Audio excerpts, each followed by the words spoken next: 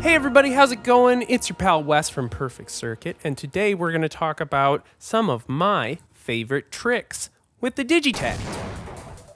Now the Digitakt is an absolutely amazing little groove box. It's a sampler, it's a MIDI sequencer, it is a compressor, and a ton of other things that are super helpful, and it's been a part of my workflow for quite some time, and I will never part with it.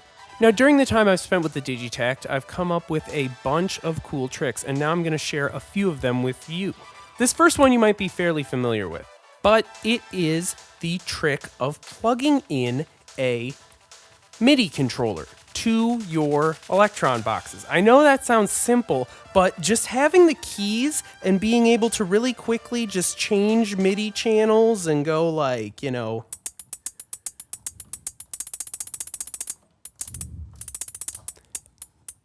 and add a little bit of both note data and, arpeggios, extra sequencers, whatever you want, it's super duper handy.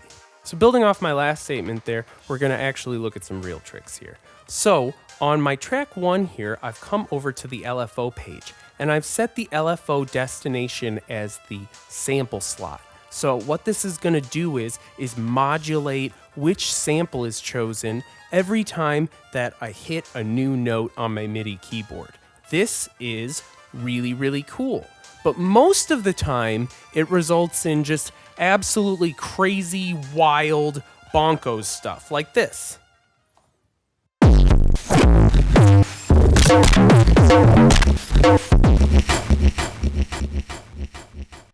And that can be really fun and cool and super nifty in certain instances, like this even.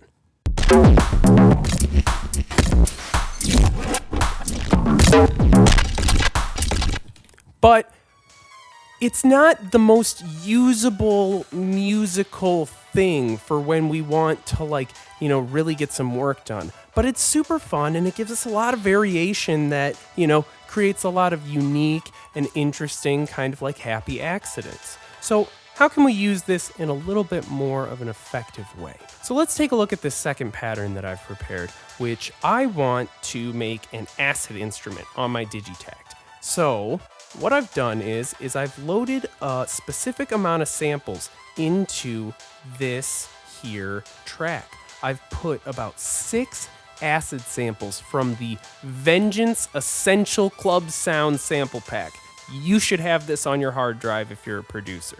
So specifically what I've done is I've loaded up 7 samples. I've put 3 above, 3 below, and 1 right in the middle on my sample selection playlist there. And then I've gone over and done that same trick with the LFO and assigned it to the sample slot, right?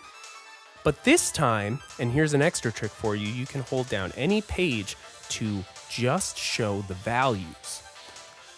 But I've set the LFO amount to a very tiny amount, just a little bit under 3, so that at any time it's going to shoot the sample selection up 3 slots, down 3 slots, or somewhere in the middle.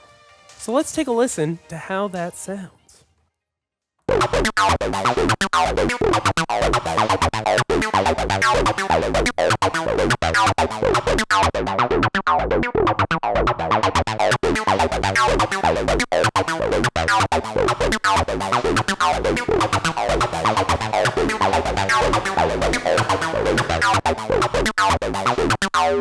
What's even more useful about this is because of our MIDI routing with the Digitakt sending clock to the Keystep, the Keystep sending just note data to the Digitakt, we can engage the record enable and record these whole sequences. So let's just let's do that right now. Okay, so let's record some of this juicy acid goodness here, right?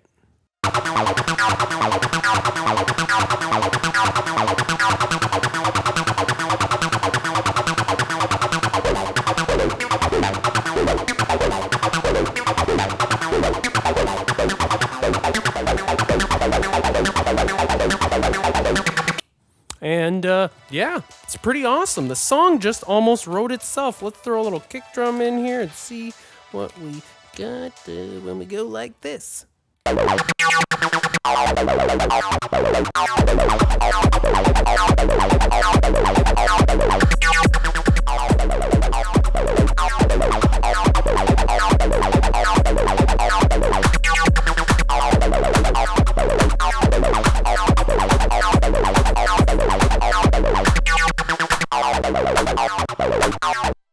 Okay, and that's a couple of quick little tech tricks for you.